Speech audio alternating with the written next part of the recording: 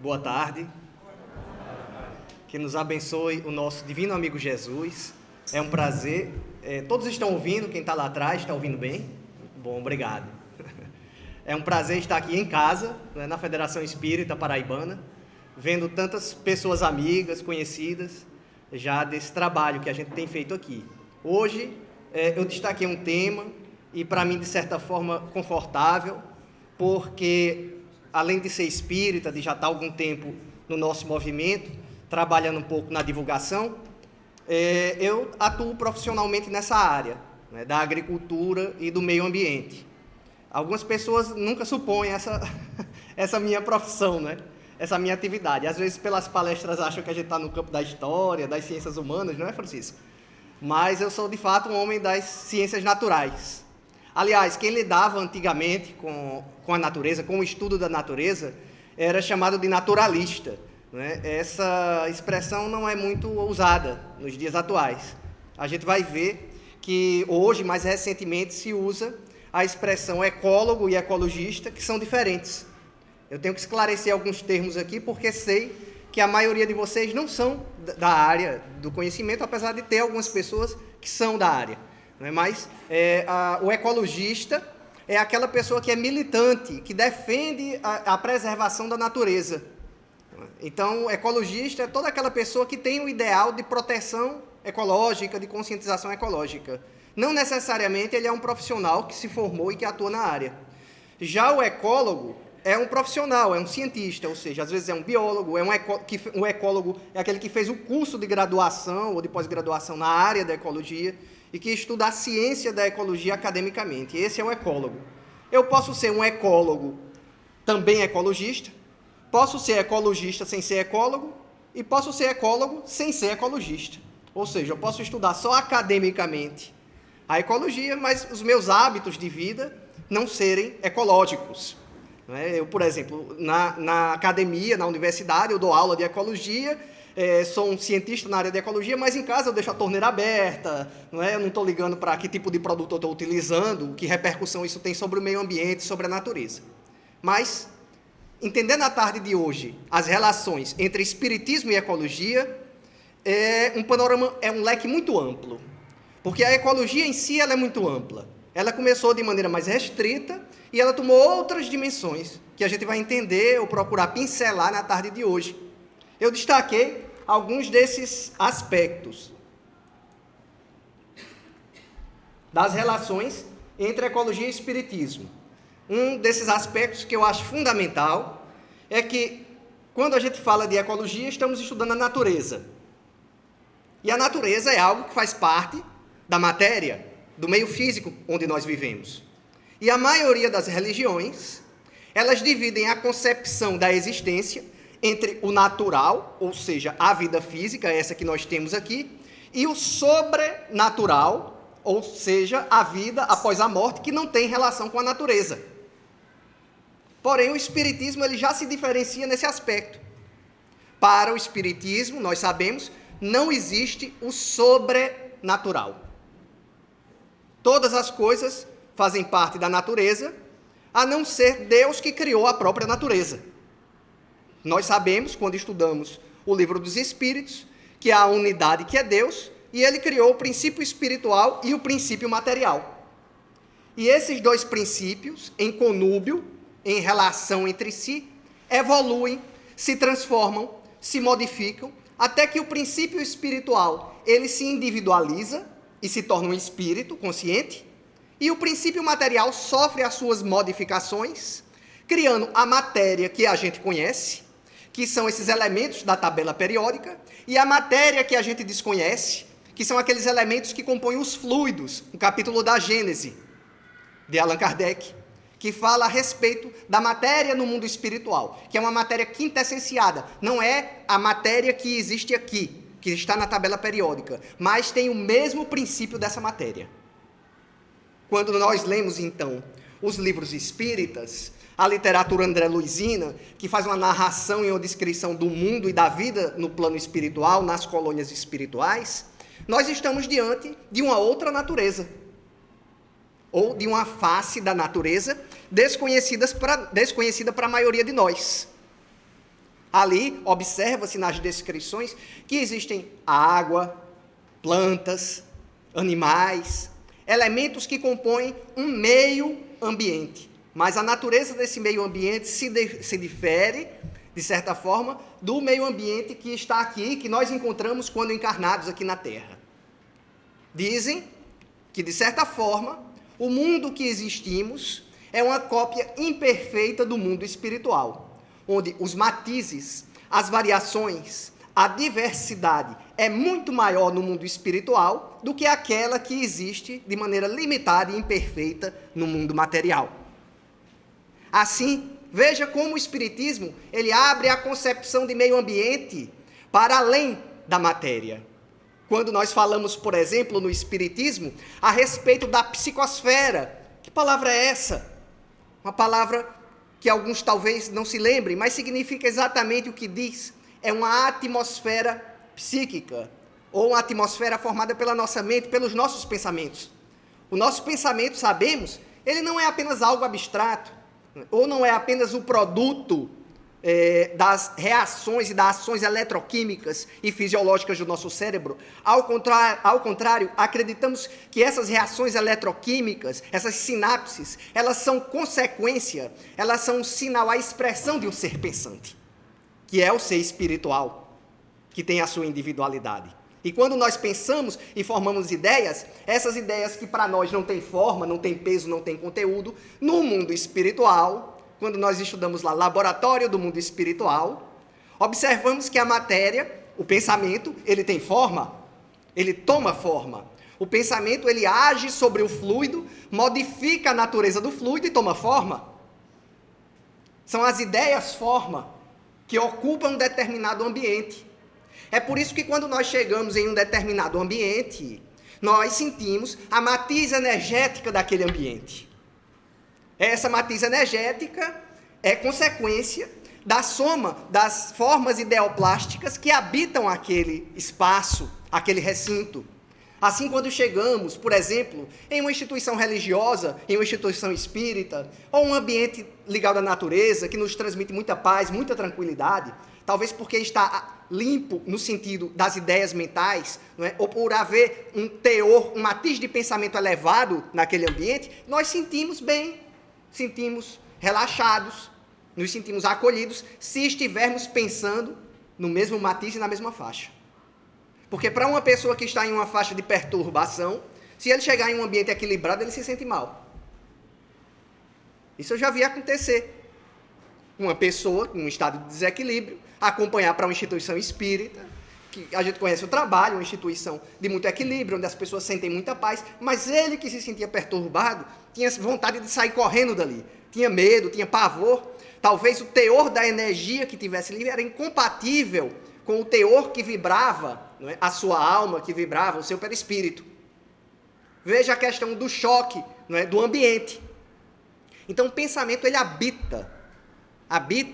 orbita em torno de nós. Nós levamos ao redor de nós, da nossa mente, do nosso cérebro, essa atmosfera psíquica que emana o teor dos nossos pensamentos, não só naquele momento específico, mas o teor predominante. Alguns videntes, não é, do passado e de outras religiões antigas denominaram isso de aura, por exemplo. Alguns com evidência mais avançada e os espíritos mais adiantados, eles são capazes de observar as projeções dos nossos pensamentos. Alguns nem tanto, mas são capazes de intuir, e às vezes nós intuímos. Chegamos perto de alguém e sentimos uma energia, compatível ou incompatível, uma energia receptiva ou repulsiva, dependendo de como se combinam esses fluidos entre essas pessoas, pelo teor dos seus pensamentos. Da mesma forma, Ernesto Bozano, no livro Pensamento e Vida, ele narra como o pensamento ele habita o ambiente. De maneira muito interessante, ele fala nesse livro a visita que recebeu de um vendedor de livros, de enciclopédias. Vendia uma enciclopédia religiosa. E ali, em um trecho que o vendedor de livros lia sobre a descrição de um demônio, entre aspas, que estava descrito naquela enciclopédia religiosa, a impressão viva da mente daquele vendedor formou no recinto a imagem ideoplástica, fluídica, de um demôniozinho. Bolzano percebeu através da evidência, a presença daquele demôniozinho. Não era um demônio, um espírito de verdade. Era uma forma ideoplástica. E, através da sua ação, a ação vigorosa do seu pensamento, ele desmanchou aquela forma ideoplástica que até fedia enxofre e fedia, como ele descreveu, o narrador descreveu e criou mentalmente aquela ideia. Então era uma ideia que passou a habitar um ambiente. E nós observamos nas narrativas de André Luiz, e também baseadas no Livro dos Espíritos, como os espíritos eles interferem nos fenômenos da natureza.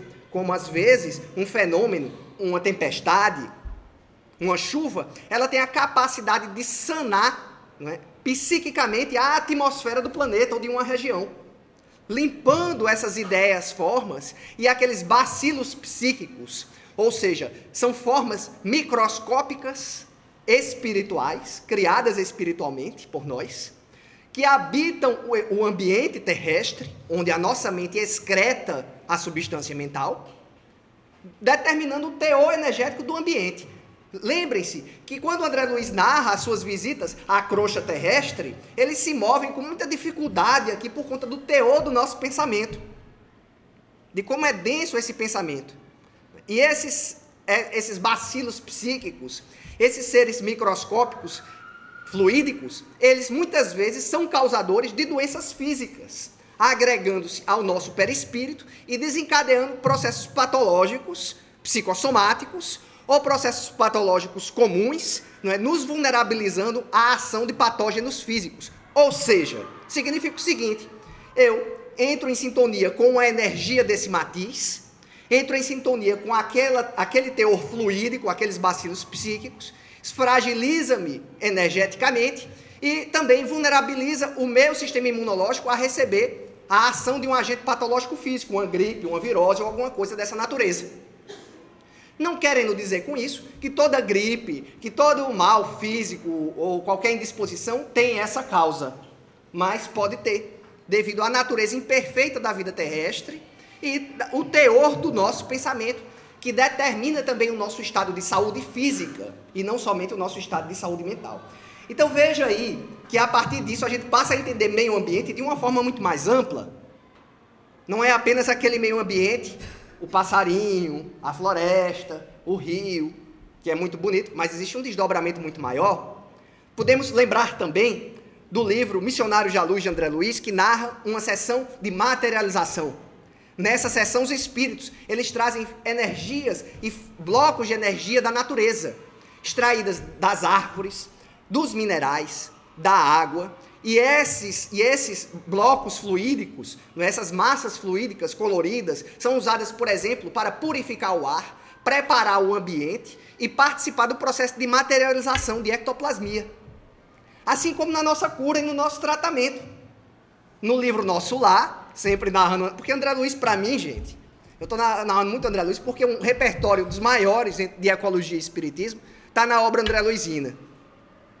E no livro Nosso Lar tem também uma narrativa interessante, quando já no final do livro, André vem visitar a Terra e encontra sua ex-mulher, de quando ele estava encarnado, agora viúva, casada novamente.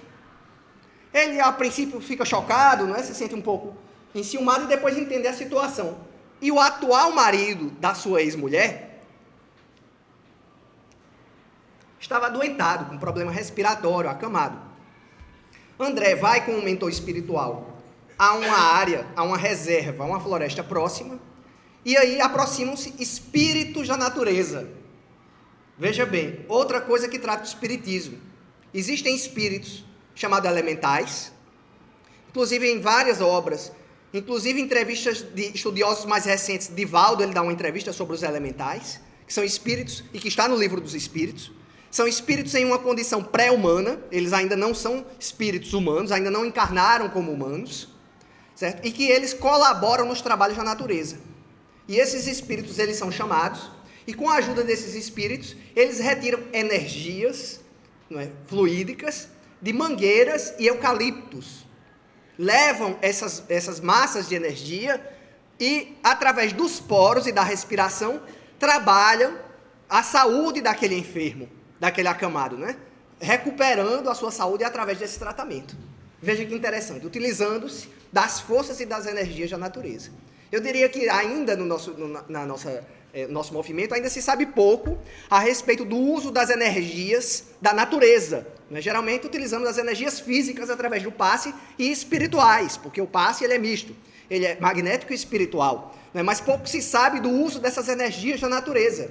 Os druidas, Kardec em outra encarnação ele foi druida, Leon Denis ele era um druida, eles sabem muito a respeito das energias da natureza, de manipular essas forças, essas massas energéticas da natureza para a cura, para a meditação, para conduzir a estados de consciência alterado. Então é isso.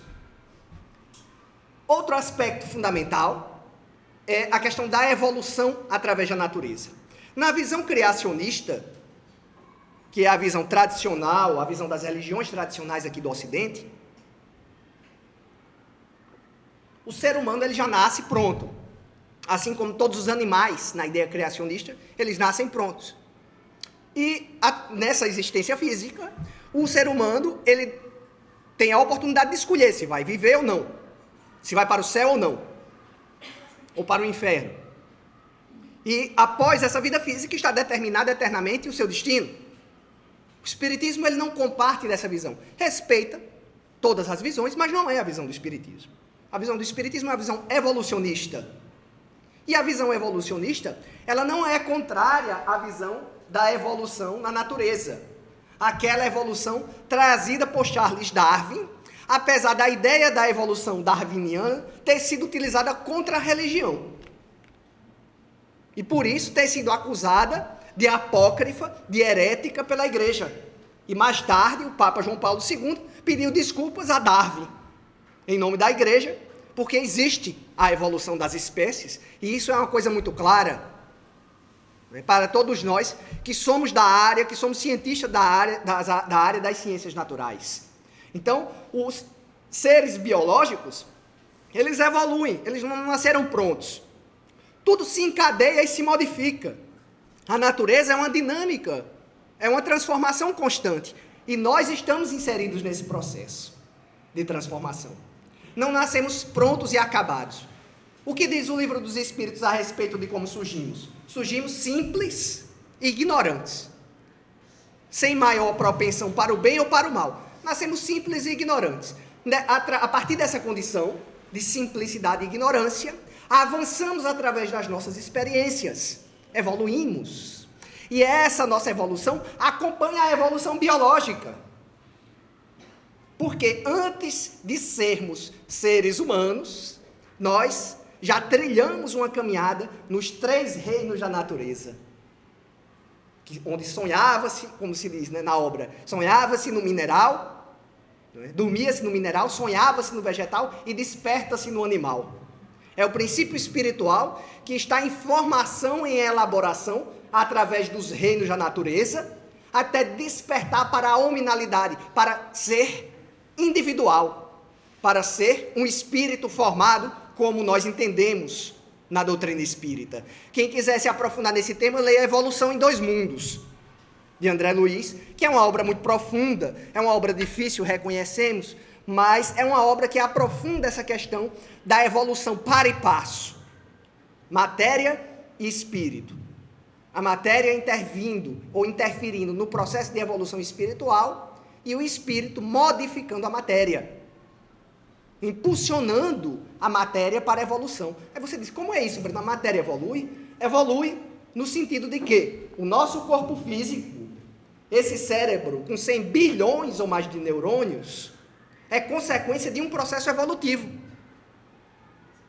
E nesse processo evolutivo, o espírito, ele transformou a matéria, o princípio espiritual.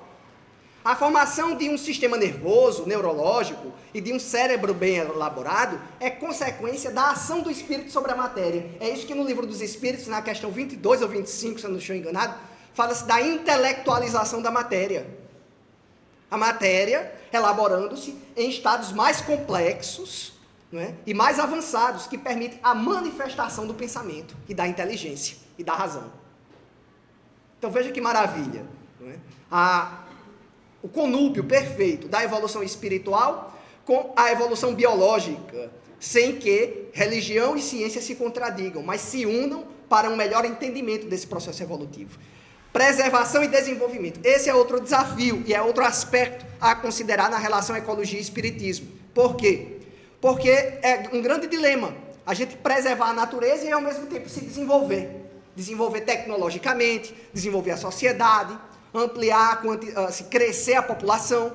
Como é que se pode crescer e se desenvolver e ao mesmo tempo preservar? Segundo o que a gente vê quando lê a lei de conservação e a lei de destruição no Livro dos Espíritos, isso é possível sim.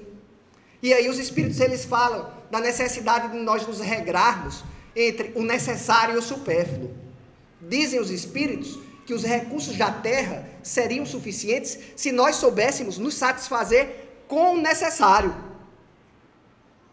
Porém, a gente sempre ruma em direção ao desperdício, e nós somos a sociedade do desperdício, onde despendemos uma quantidade absurda de recursos naturais para manter o nosso esquema de vida. Existe uma medida na ecologia, no ecologismo, chamada pegada ecológica. A pegada ecológica, ela mede exatamente quantos planetas Terra seriam necessários se todo mundo vivesse no seu estilo de vida. Então você faz o teste lá, no site você encontra, se você colocar no Google pegada ecológica, aparece um questionário, você preenche e você vai ver a sua pegada ecológica. Se a pegada ecológica for até 1, tudo bem, quer dizer o seguinte, que se todo mundo vive como você, o planeta é suficiente, ele oferece recursos naturais suficientes para suprir as necessidades. Mas se for acima de 1, ou seja, 2, 3 ou 4, é complicado. Significa que seriam necessários 4 planetas Terra, ou 3, para manter a humanidade se todo mundo vivesse como você. Então é comum que as pessoas que vivem nos países mais desenvolvidos e nas cidades maiores tenham uma pegada ecológica perto de 3, de 4, mais ou menos. E, no entanto, nós temos apenas um planeta Terra. Não temos 2, nem 3, nem 4. Quanto mais desenvolvido é o país, economicamente, há um maior consumo de recursos naturais para manter esse estilo de vida desenvolvido. Mas o Espiritismo ele não prega um retorno a uma sociedade sem tecnologia, ou primitiva, ou que voltemos a viver nas cavernas. Não, de maneira nenhuma. É possível sim desenvolver meios, não é, recursos. Lá no Livro dos Espíritos já fala-se a respeito dos recursos que se pode explorar a partir do mar, e principalmente que esses recursos eles sejam explorados de maneira sustentável. Isso significa explorar de maneira sustentável que eu posso utilizar os recursos da natureza hoje, garantindo que amanhã e no futuro, essas gerações futuras, os meus filhos e os meus netos, disponham também de recursos naturais para a sua sobrevivência e para a sobrevivência do planeta naturalmente. Porque se eu acabo hoje com o planeta, e esse planeta ele não fica para os que vêm amanhã, então eu não estou cumprindo com esse processo. Então o Espiritismo ele acha que é possível sim, desenvolvimento e progresso. Desenvolvimento, compatibilizar e preservação. Mas, no atual modelo que nós nos encontramos, ainda estamos distantes disso. É preciso trabalhar muito no sentido da ciência ecológica, da modernização das nossas tecnologias, para que elas sejam mais limpas e sustentáveis. A morte e a destruição, que são coisas vistas de maneira negativa, na maioria dos segmentos religiosos e entre os não religiosos. O Espiritismo ele não tem uma visão romântica sobre a destruição. Quando a gente observa a natureza, quem assiste o Animal Planet, aí vê lá a onça caçando coelhinho, a gente diz, ai que horror, né? Ficamos muito sensíveis com aquilo, porque temos uma empatia, principalmente com o mais fraco, mas é a lei da natureza. O Espiritismo, se a gente for ler o Livro dos Espíritos, a gente não vai ficar assim tão sensibilizado com a onça que come o coelhinho, apesar de estar perto da Páscoa, tá? Mas faz parte da natureza. Eu mesmo fico sensibilizado, mas a gente tem um entendimento que por cima de tudo isso há uma lei maior. A vida ela predomina, apesar de um ser que pontualmente morre. A matéria, ela se renova. E aquilo que nós achamos ser destruição e morte, é, na verdade, transformação e renovação. O horror que nós temos diante da destruição é consequência do nosso instinto de conservação e da empatia que nós temos com aquele ser que se destrói, porque poderíamos ser nós mesmos aquele que está sendo pedrado pela onça, né? Que está sendo devorado pela onça.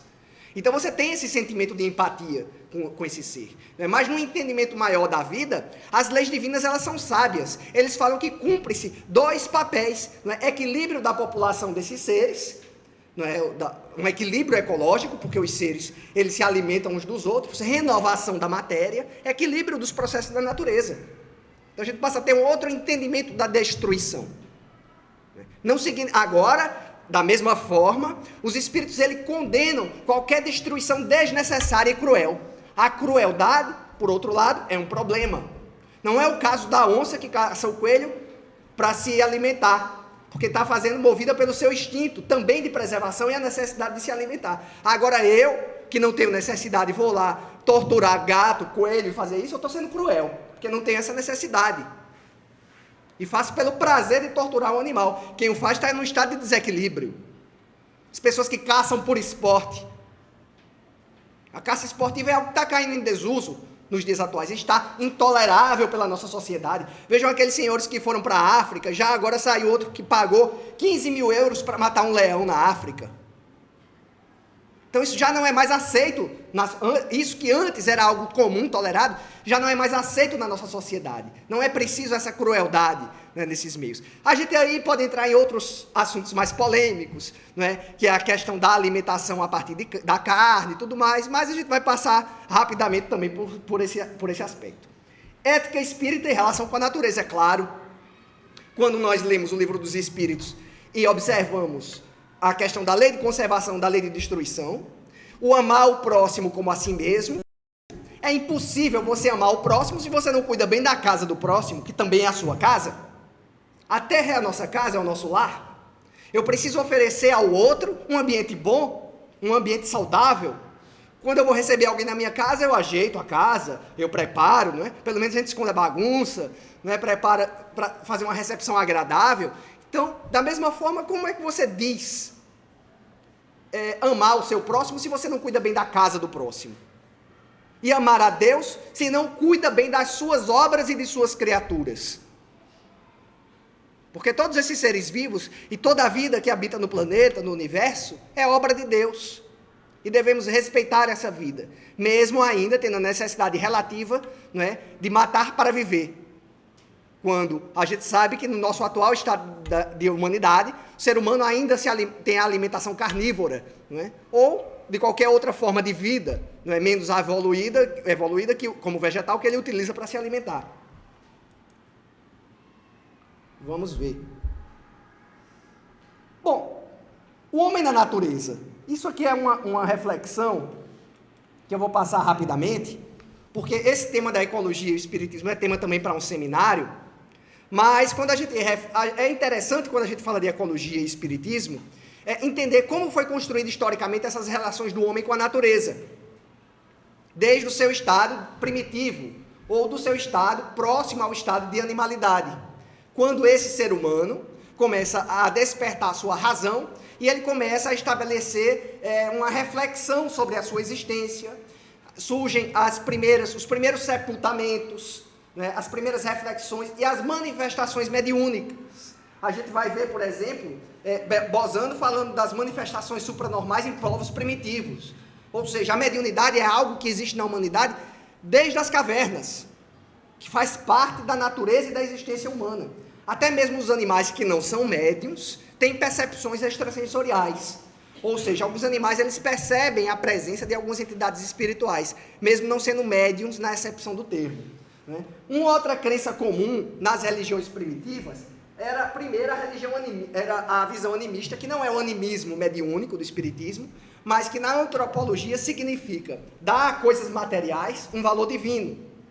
Acreditavam que o fogo era a manifestação de uma divindade, assim como o animal era um totem, e eles saíam admirando os fenômenos da natureza, os raios, o sol, a chuva. como manifestações divinas ou como a própria divindade. Depois de passar essa fase do animismo, a gente vai ver que existem deidades antropomórficas, ou seres também zoomórficos, que são meio animais e meio homens. Vamos ver que na Índia há todo um panteão de deuses, meio homens e meio animais. Vishnu, que é um homem com cabeça de elefante. A gente vai ver na Grécia antiga Pan, que é meio homem, meio cabra, e toca aquela flauta, que é a flauta de Pan. Então, essas deidades ou semideuses com formas meio humana e meio animais. Ainda é aquela visão da deidade muito próxima das manifestações físicas que o homem podia observar diante de si. E também a metempsicose, que era a crença na reencarnação dos animais. Que nós voltávamos a ser uma cabra, um cão, uma ovelha, ou qualquer outro animal, uma mosca, um rato. E é por isso que nos países que ainda se acredita na metempsicose, há um respeito muito grande por todas as formas de vida. Eles evitam ao máximo matar qualquer forma de vida, porque geraria um karma negativo, tendo que reencarnar depois naquela forma animal. O que nós não acreditamos, porque para nós espíritas, a distância que existe entre um animal e um ser humano é uma distância evolutiva muito grande, e não há retrocesso no processo evolutivo. Bom, então vamos receber muitas influências na nossa visão sobre a natureza.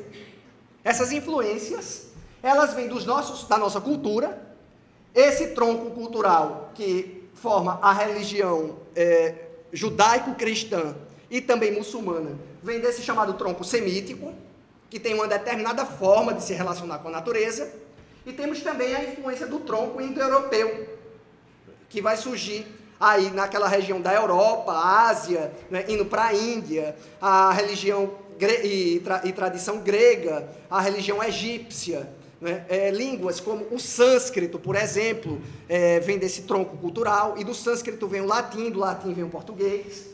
Então vamos ter muitas influências, e essas duas culturas, o tronco semítico e o indo-europeu, eles vão se encontrar na época da colonização romana, quando Roma, que era pagã, de influência pagã indo-europeia, assume o cristianismo como religião oficial, e há aí um sincretismo religioso e cultural desses dois troncos, formando nesse caldo cultural aquilo que somos hoje. E até hoje sofremos, então, a influência da sociedade de consumo. Qual é a diferença dessas influências, desses troncos? A primeira com relação à natureza. O primeiro aspecto é o seguinte: no tronco indo-europeu, que era aquele que eu falava da metempsicose para vocês, tudo na natureza é sagrado. A maioria dessas culturas e dessas tradições acredita que todos os seres vivos, eles são manifestações divinas, ou têm um aspecto divino, e precisam ser respeitados. Ou que eu vou reencarnar como animal e tudo mais. Já no tronco semítico, no judaísmo, no cristianismo, a visão da natureza é dividida entre o sagrado e o poluído, entre o puro e o impuro.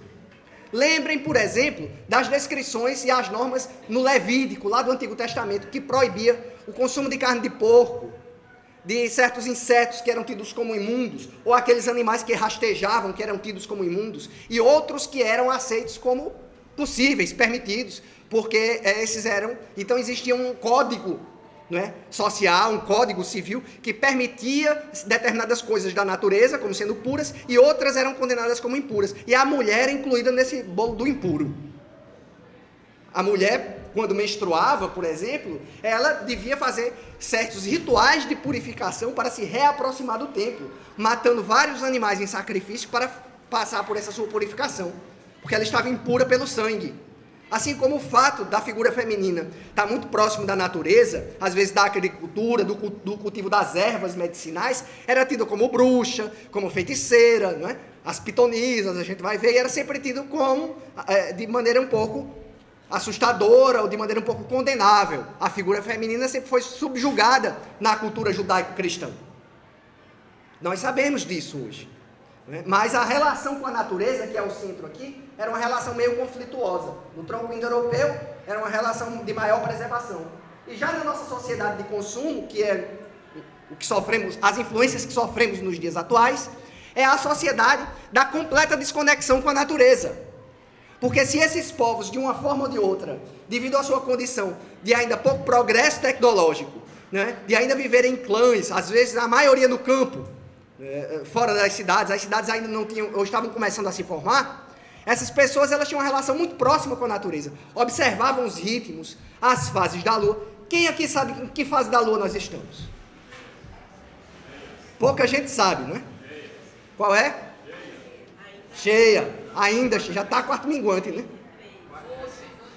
Hoje é cheia, olha aí. Então, as horas, eu me lembro que eu ia para o interior, eu perguntava à minha tia que horas tinha. Ela olhava para o céu, para o sol, e ela dizia a hora com uma precisão impressionante, porque ela estava conectada com aqueles ritmos. O agricultor, o homem do campo, que tem a tradição de lidar com a terra, ele observa, ele sabe como a terra reage, se a terra está bem, se ela está, se aquele ano vai ser um ano bom de chuva. Ele faz essas experiências, essas observações das plantas, da floração das plantas, do comportamento dos insetos. Ele sabe se aquele ano vai chover bem ou não, se aquela terra é boa para plantar determinada coisa, pelo cheiro da terra, ele sabe.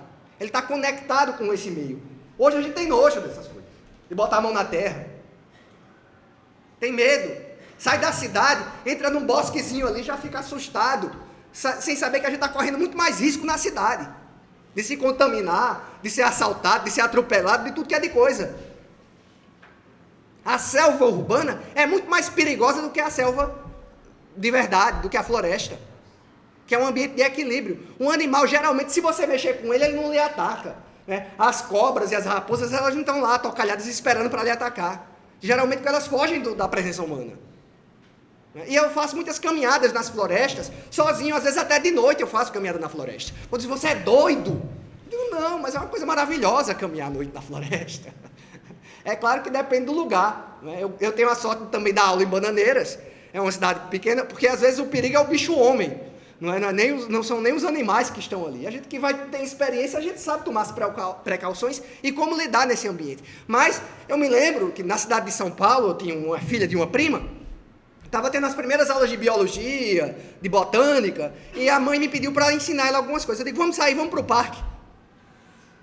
Perto da casa, eram umas 2 ou 3 quadras. Aí pegar o carro, tio, não, vamos a pé. A pé? Isso já é aquela coisa, né? Eu digo, vamos a pé. Aí a gente foi, né? Com alguma resistência, a gente andou, chegou lá no parque, né? E eu queria andar nas vias calçadas. Eu digo, vamos sair, vamos entrar aqui na parte das árvores, dos bosques, para eu pegar algumas folhas para ensinar, né? Ela tinha nojo daquilo, né? De pegar qualquer coisa. Eu digo, olha, vou abrir aqui a casca de uma árvore e a gente vê a fauna que tem aqui dentro dessa casca de árvore. Quantos seres vivos se escondem por debaixo dessa casca de árvore? Ai, que nojo, tio, não sei o quê.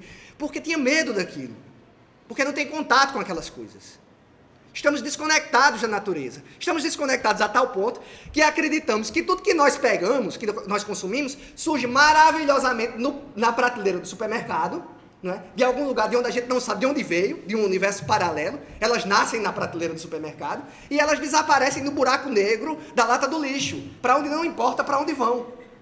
Não é? E é uma linha de única direção, de um sentido único. Né? Onde você pega na prateleira do supermercado e descarta na lata do lixo. Mas na natureza não existe sentido único, existe o ciclo das coisas. Aquilo que você consome, que você escolhe na prateleira do supermercado, teve um custo ambiental, teve um custo humano para ser produzido, às vezes a partir de trabalho escravo, tá bom? Não é da exploração do trabalho infantil em outros países, da Ásia e de outros locais do mundo, para chegar aqui baratinho na nossa prateleira. A gente usa sem querer nem saber de onde foi, não me importa, não fui eu não quero nem saber para não ter peso na consciência. Aí eu compro, consumo, depois eu jogo fora, sem saber que tipo de consequência aquele produto vai causar na natureza. Eu não quero dar mais 10 centavos em um legume, em uma verdura orgânica, porque é mais caro, quando às vezes eu tenho condições, e é um investimento que você faz na sua saúde. Os 10 ou 50 centavos que você paga mais num tomate, numa alface orgânica, é a economia que você vai fazer no tratamento de câncer, da quimioterapia, que pode ter daqui a 10 anos. Porque desde 2008, nós aqui no Brasil, somos os maiores consumidores mundiais de agrotóxico. Os maiores. O veneno, ele está no prato, ele está na mesa e nós não sabemos disso. Tá bom? Então é bom que a gente se incomode e comece a se preocupar com o que está comendo, o que chega à nossa mesa. Mas vamos adiante.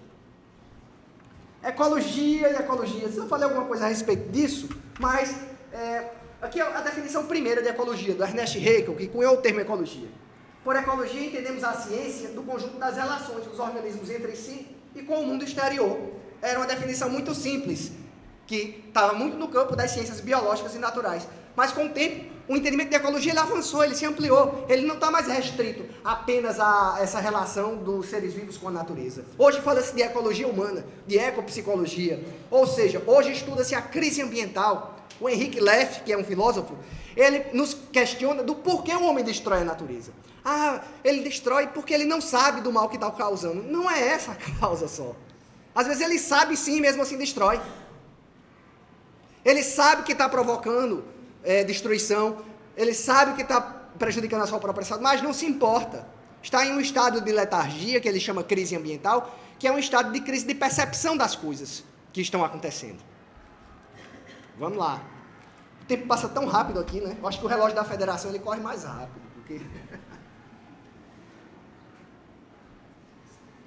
Esse aspecto eu tratei com vocês no início, só destacando um trecho do Livro dos Espíritos, que diz: as comunicações entre o mundo espírita e o mundo corpóreo estão na ordem natural das coisas, na ordem natural, destaco o natural aqui, e não constitui de fato sobrenatural, tanto que tais comunicações se acham vestígios entre todos os povos e em todas as épocas. Hoje se generalizam e tornaram patentes a todos. E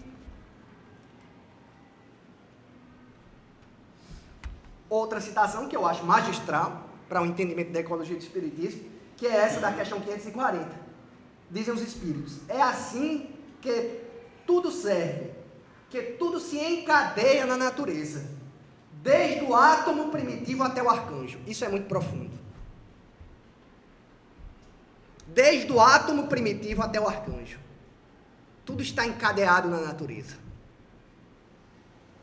Desde o elemento mais simples da matéria, já há relações com o princípio espiritual, fazendo com que aquela matéria se modifique, se organize, se intelectualize, servindo de instrumento de evolução para esse ser espiritual. Que também começou por ser átomo, ele diz ainda. Esse arcanjo que começou por ser átomo. Admirável lei de harmonia, que o vosso acanhado espírito ainda não pode apreender em seu conjunto. Só isso aqui já é motivo para muita reflexão e para muito estudo. Fica dessa forma hoje, como uma breve abertura para as nossas reflexões. Um elemento fundamental que devemos refletir sobre esses aspectos da natureza, a questão da água como elemento da vida. Eu vou acelerar e vou pedir desculpa se eu passar 5 minutos, por conta da vastidão e da complexidade do tema. Mas vamos lá. A água é um elemento tão fantástico, tão único, que, inclusive, que nós utilizamos a água no centro espírita, e eu estou com sede,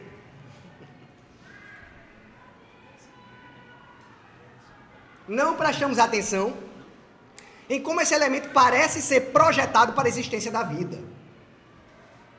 A água, o fato dela se encontrar em estado líquido, nessa temperatura que nós estamos, é algo incomum para os elementos químicos do seu grupo, formados por hidrogênio ou por oxigênio. Geralmente esses elementos químicos, eles são sólidos ou gasosos, a essa temperatura ambiente que nós nos encontramos. Tem ponto de fusão e de ebulição muito diferentes da água. A abundância de água na Terra é outro aspecto relevante para a existência da vida. Vocês sabem, nós somos 70% água. Sem água, não há vida como conhecemos aqui. O ponto de fusão e de ebulição, que eu tinha comentado, funciona como regulador de temperatura atmosférica. A água, quando faz muito calor, ela absorve o calor. Quando faz muito frio, ela libera o calor, funcionando como um termostato do planeta, permitindo que as temperaturas elas não sejam tão drásticas, muito quente e muito frio num dia, o que tornaria esse ambiente inóspito para a vida. Então a água, ela equilibra o ambiente também para possibilitar a vida. Densidade do congelamento. A água, quando congela, ela boia. Diferente de outros elementos que, quando congelam, eles se adensam e afundam. E a água até 4 graus, ela dilata. De 4 graus para baixo, né, ela se comprime. De 4 graus para baixo, ela se dilata. Aí o gelo boia. Por isso que as calotas polares, elas ficam por cima, e a água, estado líquido, embaixo, preservando a vida. Se não fosse assim, haveria um congelamento em cascata, não é? em cadeia, porque o gelo ia se precipitando ao fundo, e nós não teríamos gelo, água em estado líquido na Terra. Não é venenosa nem corrosiva, quando o oxigênio é corrosivo. Muitos ácidos são ligados com hidrogênio. Para ser ácido tem que estar ligado com hidrogênio. Mas a água tem oxigênio e hidrogênio e ela não é corrosiva.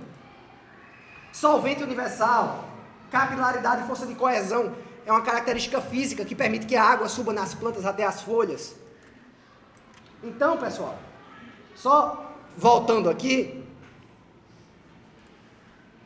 essas características da água, todas parecem projetadas para possibilitar a existência da vida e dos seres vivos. É como se esse elemento ele fosse construído na natureza para que a vida existisse, e de fato foi. É por isso que esse elemento ele é utilizado na nossa fluidificação, no centro espírita, como um elemento passível de registrar as informações e os fluidos que a espiritualidade trabalha. Essa experiência feita por esse cientista demonstrou isso. Esse cientista, o Luc Montagnier, ele fez, pelo nome dele, você encontra esse experimento científico, que ele fez um processo de replicação do DNA, utilizando uma propriedade chamada memória da água.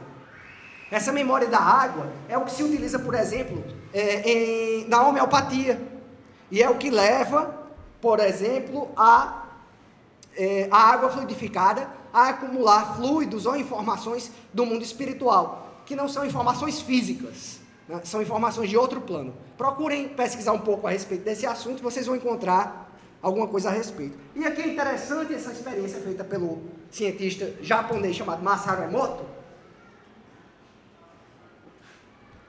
No livro The Secret Life of Water, que é a vida secreta da água, ele submeteu a água a diversos sons ou palavras. E em seguida ele congelava instantaneamente essa água e coloca no microscópio para observar os seus cristais, os cristais da água, porque quando um líquido ele congela, ele fica cristalizado. Então, esses são os cristais. Quando ele colocava música heavy metal, aqui ele dizia: você me faz doente, não é? Eu vou matar você. Olha essa forma aqui. Adolf Hitler. Aqui, um simples obrigado. Amor e apreciação. Madre Teresa. Veja só. Então, de acordo com a natureza do pensamento, da emissão positiva ou negativa, os cristais se formavam de maneira diferente. Essas pesquisas, de fato, elas são polêmicas, elas precisam ser replicadas e ainda não são aceitas pela comunidade científica, mas são um indício interessante. Se for real, e parece que sim, a água ela vai sofrer uma repercussão direta dos nossos pensamentos. E eu disse aqui que nós somos 70% água. Então, se o que você fala e o que você pensa faz isso com a água, o que é que faz com o seu corpo? Quando você pensa positivo ou negativamente? A questão do pensamento influindo diretamente sobre a matéria. Outro aspecto final que eu queria destacar, que é também um tema muito vasto, que é a percepção extrasensorial das plantas, que foi estudada a partir desse cientista chamado Cliff Baxter. Ele colocou um detector de mentiras na planta, um aparelho chamado polígrafo, que detecta a mudança da tensão elétrica de um organismo, e ele observou, ele colocou água para ver se a planta mudava alguma coisa, não mudou nada. Ele pensou em queimar a planta, quando ele pensou em queimar a planta, a agulha do polígrafo deu um salto, registrando uma alteração. Ele disse: mas que é possível isso? Aí ele saiu para pegar o fósforo. Quando ele voltou, tinha dado outro salto à agulha. Então, a partir disso, começou-se uma série de experiências feitas em várias universidades do mundo, por vários pesquisadores, de como as plantas elas eram capazes de perceber as nossas intenções. Você diz: mas a planta ela tinha consciência disso? Consciência é outra coisa. Ela percebia a nossa energia, a emissão do nosso pensamento, e tinha uma reação instintiva a isso. Não quer dizer que ela tinha consciência. Emmanuel fala sobre isso, né, que ela vai ter o que ele chama de rudimentos de consciência, mas não é propriamente a consciência. Isso mostra a evolução do princípio espiritual no reino vegetal, até despertar no reino animal. E, por fim, retomando esses aspectos que eu falei para vocês, que são aqueles aspectos que a gente considera fundamentais. Espírito e matéria como elementos gerais da natureza, e não o espírito como elemento sobrenatural. Recebemos influência de todos os planos da natureza, física e não física. A lei de reprodução, também tem uma visão da doutrina espírita a respeito dessa lei de reprodução, do controle através da população dos seres vivos, através da predação, da morte, que é um processo natural de renovação. A lei de causa e efeito na ecologia, e o que nós estamos sofrendo hoje na natureza é resultado dos nossos desmandos sobre a natureza.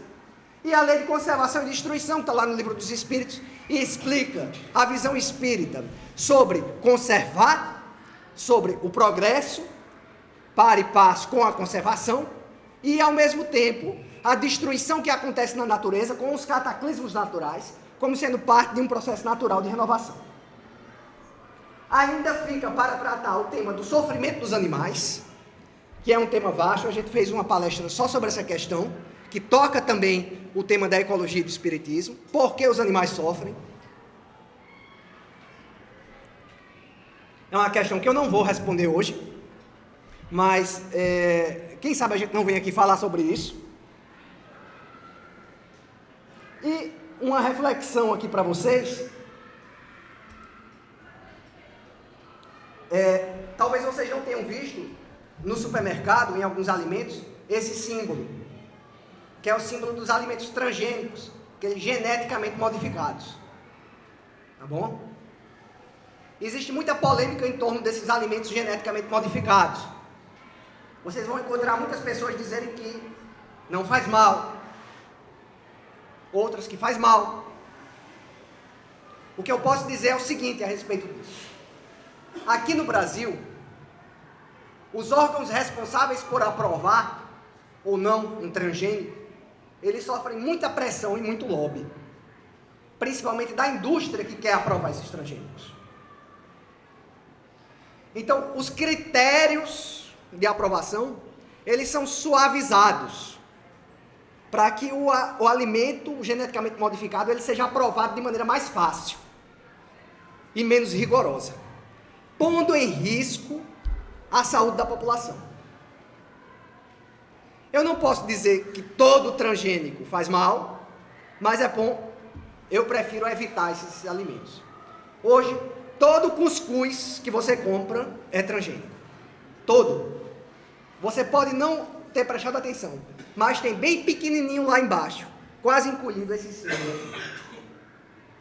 Em outra ocasião a gente pode falar mais a respeito das consequências ou possíveis consequências dessas alterações genéticas nos alimentos, assim como da questão dos agrotóxicos.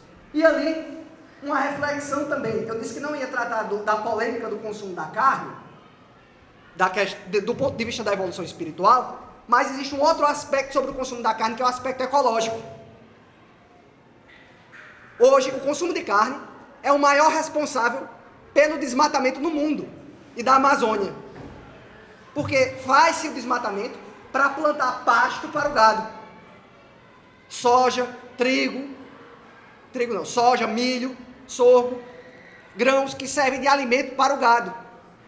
E esses grãos, eles ocupam vastas áreas e consomem uma grande quantidade de água, de solo e de recursos naturais. De maneira que para você produzir carne, 1 quilo de carne, você gasta mais de 15 mil litros de água. 1 quilozinho de carne que você come são 15 mil litros de água que vão embora pelo ralo. Então mesmo aqueles ferrenhos defensores do consumo de carne, não, está lá no Livro dos Espíritos, a necessidade, mas sendo que naquela época não tinha essa problemática. Então vamos pensar também do ponto de vista ecológico. Cada quilo de carne são 15 mil litros de água. Desmatamento, florestas que são derrubadas e terra que se perde. quando os outros alimentos, eles são muito mais eficientes ecologicamente. Então fica essa reflexão aqui para vocês. Então, o engajamento ecológico é outro aspecto importante que nós devemos, né, ter, procurar nos informar para nos engajar, porque somos responsáveis, somos cidadãos. E as relações que eu falei para vocês no começo, né, que eu retomo aqui no final, que foram os aspectos que eu destaquei no primeiro slide, não é? O natural e sobrenatural que não existe, a evolução através da natureza, as relações entre preservação e desenvolvimento, a visão sobre a morte e destruição, porque não há destruição, e a ética espírita da relação com a natureza, que todos nós devemos ter, amar o próximo, amar também o mundo em que vivemos. E é isso. Essa é a nossa casa, esse nosso planeta, é o único que temos no momento, ainda não conquistamos o espaço, e a vivência, a sobrevivência nesse planeta está ameaçada pelo ritmo voraz de consumo que estamos acostumados. Às vezes, é preciso sair um pouco da zona de conforto, se informar um pouco mais de como seus hábitos de vida, principalmente aquilo que você consome, que você compra no supermercado, interfere e impacta o meio ambiente. Porque isso gera um karma coletivo, um comprometimento coletivo. Nós, no futuro, reencarnaremos nesse mesmo planeta, já escasso de recursos naturais. E as consequências que estamos sofrendo são culpa nossa, como as consequências piores que viemos a sofrer é culpa nossa, ou do nosso descaso, da nossa indiferença, ou da nossa ação destruidora sobre a natureza. Assim, meus irmãos, fica a mensagem na tarde de hoje, que também é a mensagem cristã e espírita, de amar o próximo como a si mesmo.